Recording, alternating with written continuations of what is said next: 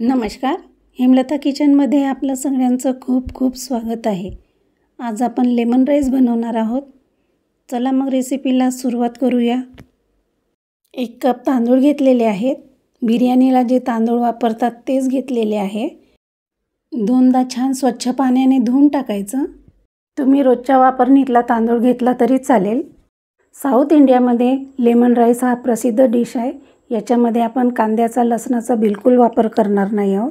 अगदी पटकन बनणारा हा लिंबू भात आहे म्हणजेच लेमन राईस। त्याला आपण 20 मिनिटांसाठी झाकून ठेवून देऊया। आता एका कढईमध्ये भिजवलेले तांदूळ टाकून घ्यायचे आणि ज्या मापाने आपण तांदूळ घेतले होते त्याच मापाने 2 माप पाणी घ्यायचं। हा जुना तांदूळ आहे म्हणून मी 2 माप घेत आहे। तुमच्याकडे नवीन तांदूळ असेल तर पाणी कमी घाला। मीठ टाकायचं, फिरवून घेऊया। आपल्याला गॅसवरती कढई ठेवायची आहे आणि लो टू मीडियमवरती भात शिजवून घ्यायचा आहे। तुम्ही उकळत्या पाण्यामध्ये तांदूळ टाकून जसं आपण बिर्याणीसाठी तांदूळ शिजवतो आणि नंतर चाळणीवर काढून घेतो आणि भाताला मोकळं करून घ्यायचं, तशा पद्धतीने पण तुम्ही लेमन राईस बनवू शकता।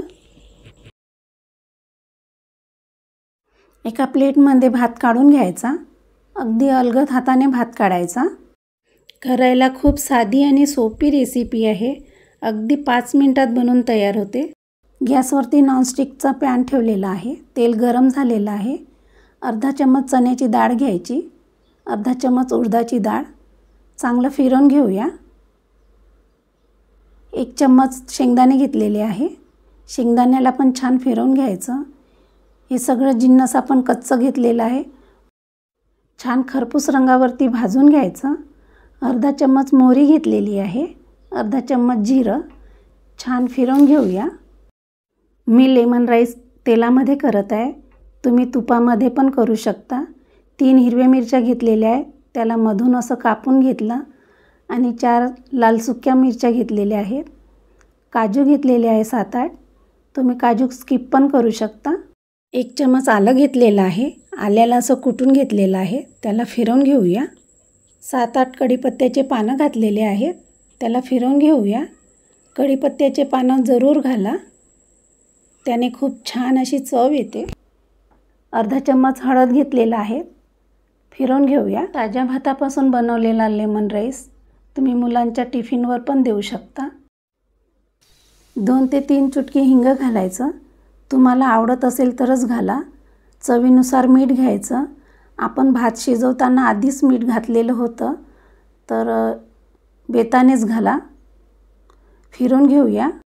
तुम्ही लेमन राईस शिल्लक राहिलेल्या भातापासून पण बनवू शकता नाश्त्यासाठी म्हणून। 1 मोठा लिंबाचा रस घेतलेला आहे, ते टाकून फिरवून घ्यायचं। लिंबाचा रस टाकल्यावरती जास्त वेळ फिरवायचं नाही, लगेचच आपण जो काढून घेतलेला भात होता तो टाकून घेऊया। तुम्ही एकदा तरी अशा पद्धतीने लेमन राईस जरूर बनवून बघा, खूप छान बनतो। आता आपण भाताला छान फिरवून घेऊया, म्हणजे पूर्ण मिश्रण भातामध्ये मिक्स होईल आणि अलगद हाताने फिरवायचं। आता आपण दुसरी बॅच पण टाकून घेऊया। तुम्ही पाहू शकता किती सुंदर असा सुटसुटीत मोकळा भात झालेला आहे आपला। त्याला पण छान असं एकजीव फिरवून घ्यायचं। वरून कोथिंबीर घालायची। राईस खोबऱ्याच्या चटणीबरोबर, लोणच्यासोबत किंवा नुसतं असं खायला पण खूप छान लागते। नाहीतर थंडगार असा दह्याचा मठ्ठा बनवला तर त्याच्यासोबत अप्रतिम लागते खायला। तुम्हाला माझा व्हिडिओ कसा वाटला? आवडला असेल तर लाईक करा आणि सबस्क्राईब करा। धन्यवाद।